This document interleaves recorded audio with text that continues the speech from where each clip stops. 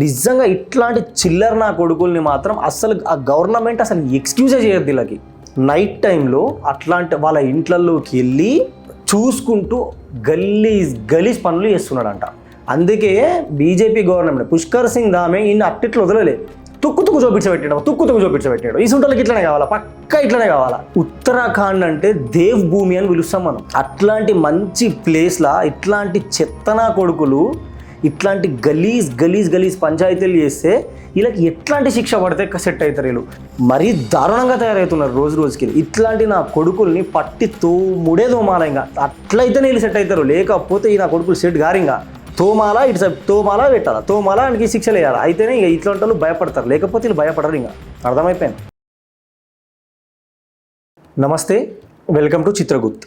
మనం ఇంట్లో మగవాళ్ళు లేనప్పుడు ఆడవాళ్ళు మాత్రమే ఉంటే నైట్ టైంలో ఎవరో తెలియని వ్యక్తులు వాళ్ళ ఇంట్లోకి చొరబడి కిటికీలోంచి చూస్తే లేదా తలుపు కొట్టడం కానీ ఇవన్నీ మిడ్ నైట్లో మీరు వింటే ఆ సిచ్యువేషన్లో ఉన్న ఆ లేడీస్కి ఎంత ఇబ్బంది అవుతుంది, ఎంత భయపడతారు అండ్ ఎంత ఇన్సెక్యూర్గా ఫీల్ అవుతారు కదా.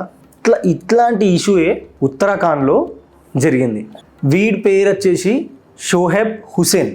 వీడు జీనా కొడుకు, జీల్ చేస్తుంటాడు అంటే ఫుల్ పేరు చెప్తే కాపరేట్లు మళ్ళీ కంటెంట్ పుష్ అవుతలేదు కాబట్టి నేను అది జీతోనే ఆపేస్తున్నా. ఇంకా హాదీలు గీదీలు ఏదేదో మీరు యాడ్ చేసేసుకోండి, అర్థం చేసుకుంటారు అట్లా మీరు.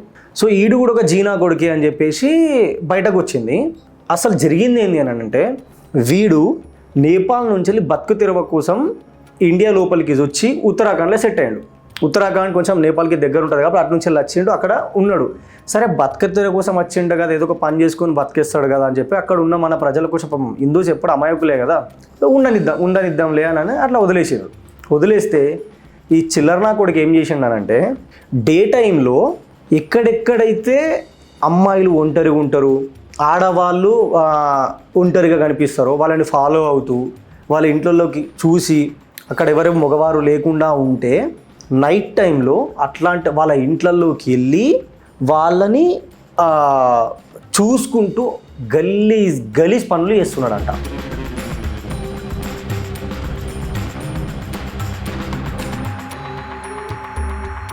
ఇది ఎట్లా తెలిసింది, బయటకు ఎట్లా వచ్చింది అని అంటే, కొంతమంది వెళ్ళి కంప్లైంట్ ఇస్తే ఇగో ఇట్లాంటి పనులు చేస్తుండీడు అని చెప్పి కంప్లైంట్ ఇస్తే ఓపీ ఇండియాలో వాళ్ళు మొత్తం దీని గురించి వెళ్ళి డాక్యుమెంటరీ చేస్తే మొత్తం బయటకు వచ్చేసింది వీని చిట్టా అంతా. ఎంత చిల్లరనా కొడుకీడనంటే, ఆడ వాళ్ళని చూసుకుంటూ అక్కడనే గలీజ్ పంచాయతీలు చేస్తుంటే వీని దొరకబట్టి పోలీస్ స్టేషన్లు ఇచ్చిండ్రు. పోలీస్ స్టేషన్లో ఎఫ్ఐఆర్లు ఫైల్ అయిన తర్వాత అక్కడ బీజేపీ గవర్నమెంట్ పుష్కర్ సింగ్ ధామే ఉన్నాడు కాబట్టి ఈయనకి కరెక్ట్ శిక్ష పడ్డది. కానీ నార్మల్ గవర్నమెంట్లు ఉంటే అయితే నాకు తెలిసి పడకపోతుండే అనుకుంటున్నా. మరి మీరేమనుకుంటారు అనేది కింద కామెంట్ చేయండి. వీడు ఇట్లా వెళ్ళి వాళ్ళ ఇంట్లో నుంచి వెళ్ళి వానికి పైకి ఎక్కడానికి రాకపోతే అక్కడ ఆ పక్కలల్లో చూసి అక్కడ ఉన్న నిచ్చెన తీసుకొని వచ్చి పెట్టి ఆ ఫ్లోర్లలోకి ఎక్కి అమ్మాయిలు డ్రెస్ చేంజ్ చేసుకుంటున్నప్పుడు, ఫ్రెష్ అప్ అవుతున్నప్పుడు, లేకపోతే ఎట్లా ఉన్నప్పుడు వీడియోస్ కెమెరాలో ఫోన్లో వీడియోస్ రికార్డ్ చేసుకొని ఆ వీడియోస్ చూస్తూ అక్కడనే వాళ్ళని అలా చూస్తూ కొన్ని గలీజ్ పంచాయతీలు చేసేటప్పుడు వాళ్ళ ఇంట్లో ఉన్న సీసీ కెమెరాలలో మొత్తం రికార్డ్ అయినాయి. ఆ రికార్డ్ అయిన ఫుటేజ్ని తీసుకెళ్ళి ఎఫ్ఐఆర్ ఫైల్ చేస్తే పోలీసులు వీళ్ళు పట్టుకొని ఒక మొత్తం ఇక ఇది ఎక్కడ జరిగింది, ఉత్తరాఖండ్లోని దెహ్రాదూన్లో జరిగింది. దెహ్రాదూన్ మొత్తం తిప్పిండ్రు. 2 రోజులు తిప్పి మళ్ళీ 2 రోజులు మంచిగా వానికి మంచి పప్పు, అన్నం, చికెన్ బిర్యానీ, ఏ బిర్యానీ కావాలో ఆ బిర్యానీలు గట్టిగా పెట్టిండ్రు. మంచిగా పెట్టి దాని తర్వాత మళ్ళోసారి తిప్పి తర్వాత కోర్టుకి తీసుకెళ్ళిండ్రు. మనకి శిక్ష పడ్డది, వేసేసిండ్రు. అయితే అసలు ఇది ఒక్క దగ్గరనే జరిగింది, ఒక్కళ్ళకే జరిగింది అంటే కాదు. ఆ ఓప్ ఇండియా వాళ్ళు దీని మీద డాక్యుమెంటరీ చేద్దామని చెప్పేసి దాని గురించి ఇన్వెస్టిగేషన్ చేస్తుంటే ఈడు ఒక్క దగ్గర కాకుండా కొన్ని చెల్లి ఇట్లా చేస్తున్నాడు అని చెప్పేసి సోషల్ మీడియాలో గర్ల్స్ వాడి గురించి వెళ్ళి పోస్ట్ చేయడం స్టార్ట్ చేసిండ్రు. నాతో కూడా జరిగింది. కొంతమంది వాళ్ళకు మెసేజ్లు చేసుడు. కొంతమంది అయితే వాళ్ళ ఇంట్లో జరిగిన సీసీ ఫుటేజ్ని తీసుకొని కూడా వాళ్ళకి ఇచ్చిండ్రు అన్నట్టు. అయితే ఇట్లాంటి వాళ్ళే వీడు ఒక్కసారి ఇప్పుడు ఇట్లాంటివి జరిగినాయి అనుకో, వీళ్ళు ఏం చెప్తారు, వాడు పిసోడు, వాడికి ఇమ్మెచ్యూరు, మనకి తెలియదు, మెంటలీ డిస్టర్బ్, ఇది ఏదేదో చెప్తారు. కానీ ఈ మెంటల్గా డిస్టర్బ్ ఉన్నోడు, పిచ్చోడు అయినోడు, తెలివనోడు, అమాయకుడు, ఓన్లీ ఇట్లాంటి కథలే హిందువులపైకే వచ్చి హిందూ దేవాలయ దగ్గరికే హిందూ టెంపుల్స్లకే వచ్చి చేస్తారు, లేకపోతే హిందూస్ ఇంట్లకే చూస్తారు, కానీ వేరే కమ్యూనిటీ వాళ్ళు మాత్రం వీళ్ళకి ఎందుకు కనిపించరు? అంటే దానికోసమే పిసై ఉంటారు వీళ్ళు, లేకపోతే వీళ్ళు ఇవన్నీ చేసిన తర్వాత పిసోడు అని చెప్తే వదిలేస్తామని చెప్పేసా. అందుకే బీజేపీ గవర్నమెంట్ పుష్కర్ సింగ్ ధామే ఇన్ని అట్టిట్లు వదలలే, తుక్కు చూపించబెట్టాడు. ఈ సుంటలకి ఇట్లనే కావాలా, పక్క ఇట్లనే కావాలా, అయితేనే ఇట్లా ఇంకొకటి రావాలంటే అట్లాంటి వాడికి భయపడుతుంది, ఉన్నోడు సుధరాయిస్తాడు. సో అట్లాంటి సిచ్యువేషన్ తీసుకొచ్చిండ్రు.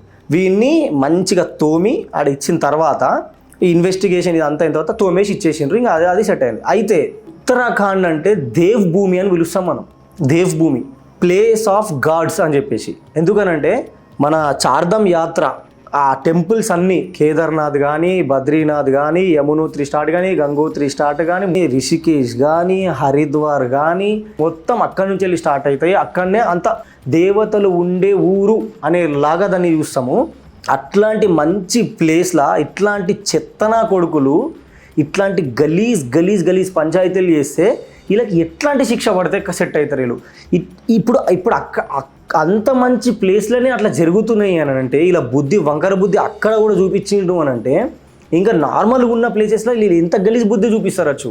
అందుకోసమే ఈ మధ్య ఈ జీగాళ్ళు ఎంత గలీజ్గా బయటకు వస్తున్నారు, ఎంత గలీజ్గా దొరికిపోతున్నారు అని అంటే, మరీ దారుణంగా తయారవుతున్నారు రోజుకి. ఇట్లాంటి నా కొడుకుల్ని పట్టి తోముడే తోమాల, ఇంకా అట్లయితేనే వీళ్ళు సెట్ అవుతారు. లేకపోతే ఈ నా కొడుకులు సెట్ గారింగా తోమాల, ఇటు సైడ్ తోమాల పెట్టాలా, తోమాల ఆయనకి శిక్షలు వేయాలి. అయితేనే ఇక ఇట్లాంటి వాళ్ళు భయపడతారు, లేకపోతే వీళ్ళు భయపడరు. ఇంకా అర్థమైపోయింది. ఉత్తరాఖండ్లో ఎంత మంచి ప్లేసెస్ ఉన్నాయి. ఇట్లాంటి ప్లేసెస్, ఇంత మంచి ప్లేసెస్, ఇట్లాంటి వీటి గురించి మాట్లాడుకునే దగ్గర ఈ చెత్తనా కొడుకు ఇట్లాంటి కథలు చేసిండు అని అంటే ఎంత దరిద్రం కదా. మరి మీరు చెప్పండి, ఇట్లాంటి చెత్తనా కొడుకులకి ఎట్లాంటి శిక్ష పడితే వీళ్ళు సుధరాయిస్తారు?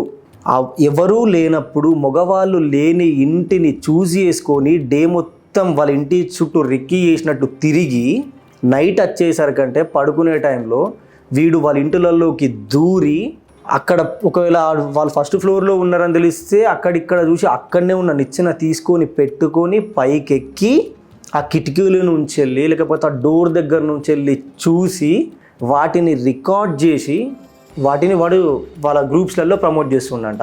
ఇంత గలీజ్ బుద్ధ. ఆని ఇంట్లోకి ఇవ్వడన్న జొర్రి ఆని ఇంటోళ్ళ వీడియోలు తీసి వాళ్ళు అట్లాంటి కథలు వాళ్ళ ముందర వేస్తే అవి బయటకి ఇడిస్తే అప్పుడు తెలుస్తుంది దీనికి ఆ నొప్పి.